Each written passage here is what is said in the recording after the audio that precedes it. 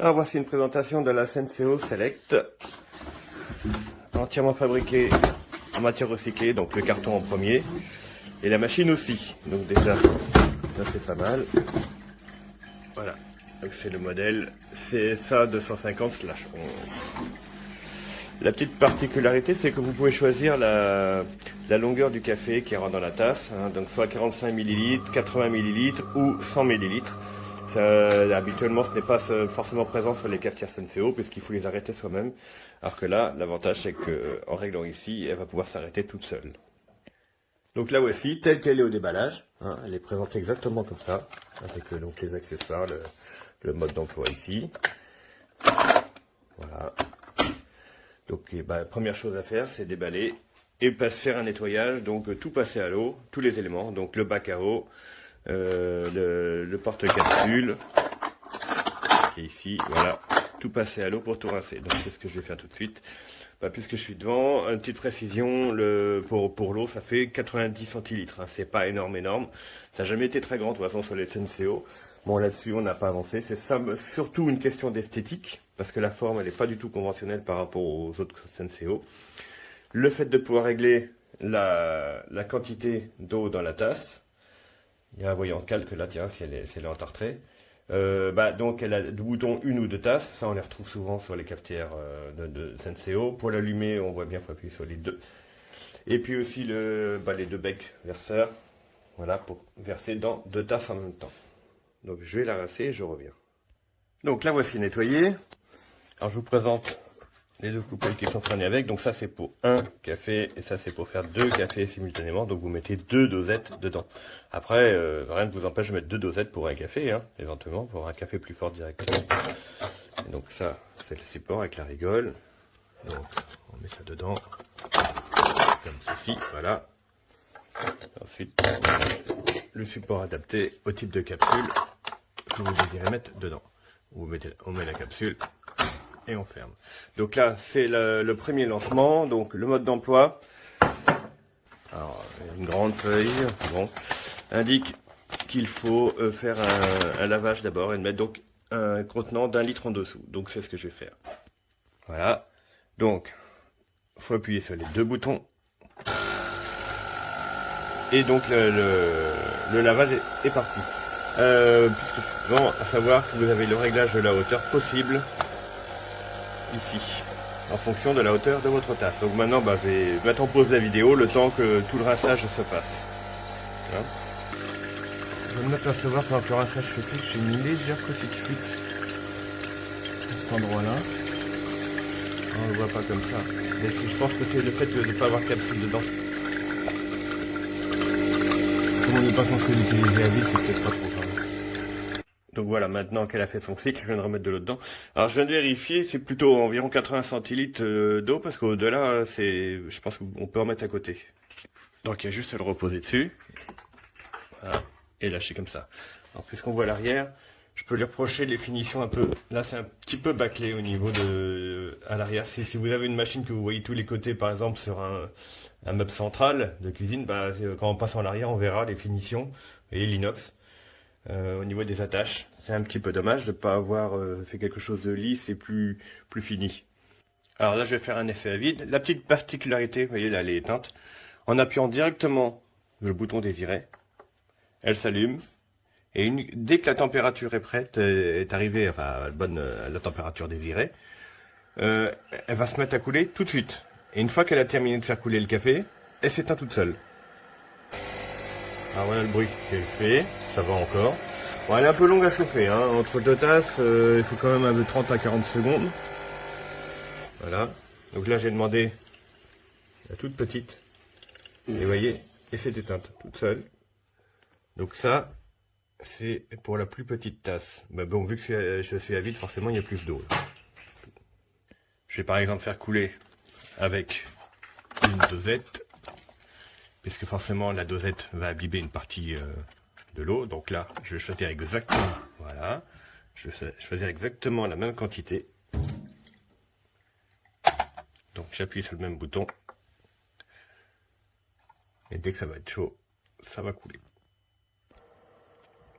C'est d'ailleurs, on peut voir sur ma tasse, Vous voyez, Longo, c'est marqué à l'envers. Donc pour l'instant, ça me l'a plutôt fait couler en mode Longo tout à l'heure.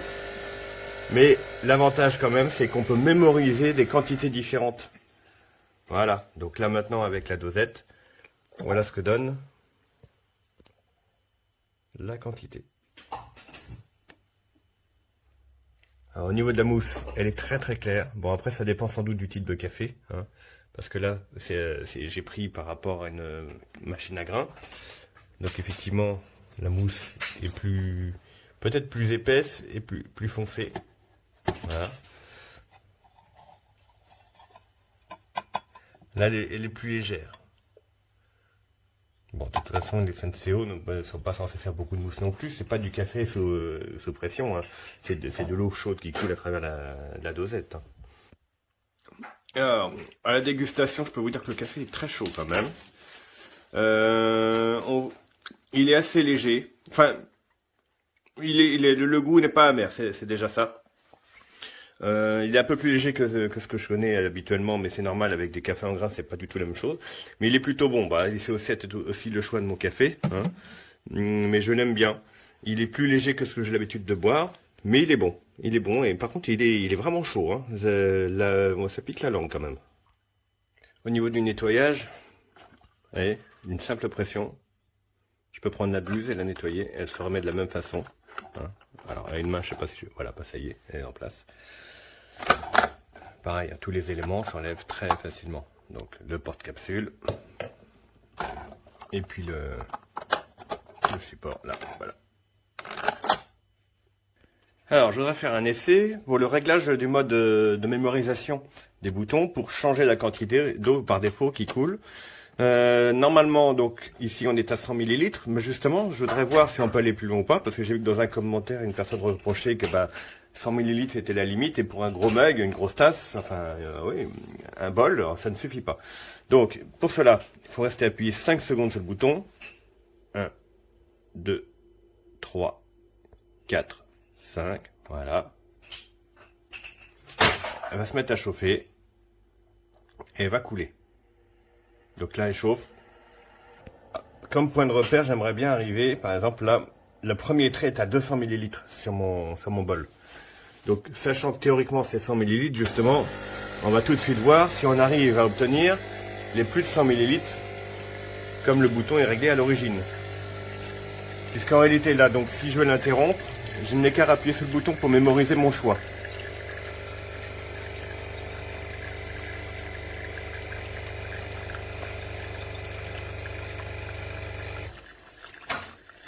Non. Donc ça va être 100 ml, c'est vraiment bien le maximum. Alors, petite rectification, on voit que ça va de 25 à 145 ml sur le mode d'emploi.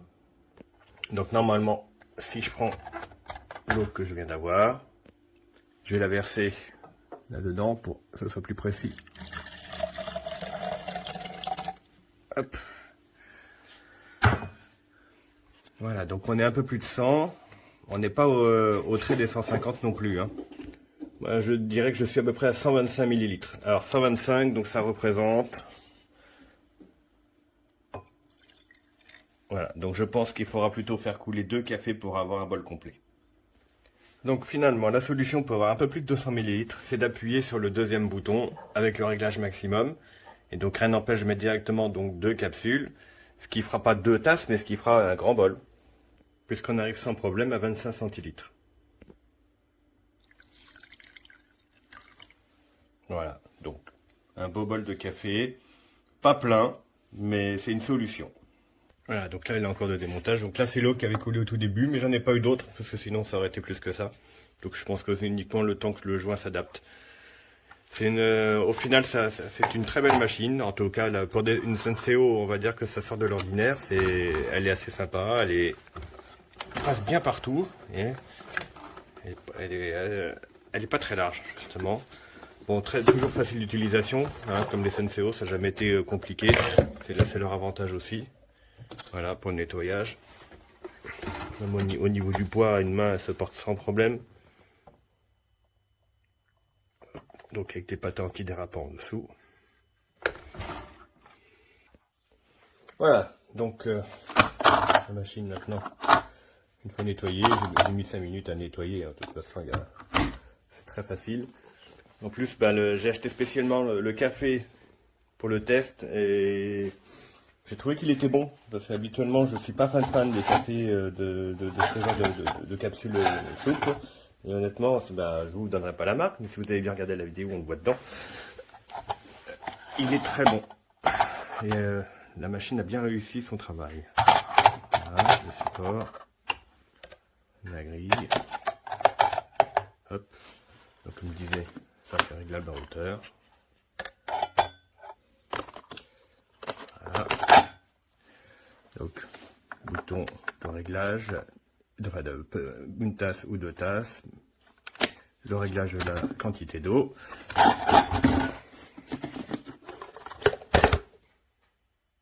Et le petit bac à eau. Voilà. Donc voilà. N'oubliez pas de faire un petit détartrage de temps en temps, c'est important sur les SNCO.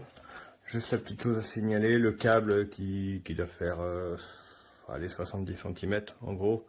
Donc prévoyez d'avoir une prise à proximité. Mais bon, je crois que c'est la longueur standard sur les SNCO. Voilà, j'espère que ce test vous aidera dans votre choix.